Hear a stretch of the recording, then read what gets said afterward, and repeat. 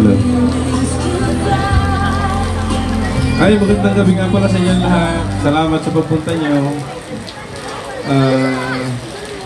Nagpapasalamat nga pala ako dahil sa edad ng mga nanay ko yan. Malalakas sila, masisigla. Umabot sila ng 50 years na pagsasama. Na wala kami naging problema sa kanila, mababait na magulang. Ang wish ko lang, sana habaan pa at bigyan pa sila ng masiglang pangangatawan. Tulad yan, wala na naman sila halos iniintindi. Sabi may magsaya na lang sana. Kaso lang, ayaw nilang tumigil. Gusto nila magtrabaho. Kaya kami naman mga anak, wala naman kaming iwini-wish sa magulang na bigyan natin sila, maging masaya lang. Kaso ayaw nila eh. Gusto nila magtrabaho pa rin. Kaya sana bigyan pa sila ng mahabang, sobrang haba.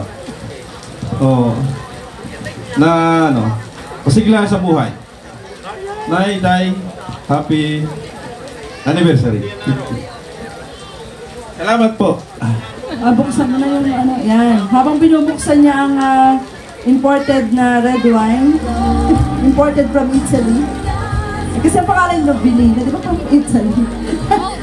Sabi nga ay wine na symbolizes journey together. Yung mahabang pagsasama, paglalakbay ng mag-asawa.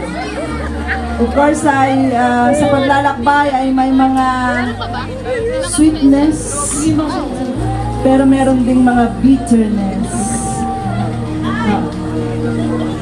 Lalagyan mo sila, lagyan mo din ang iyo.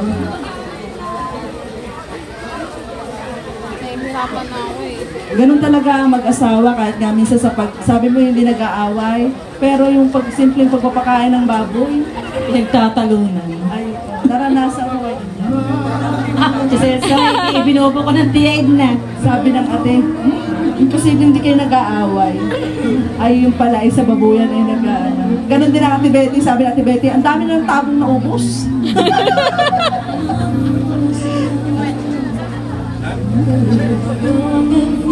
Cheers! Wala kaming baso. Cheers! Cheers! Para sa mahabang pagsasama.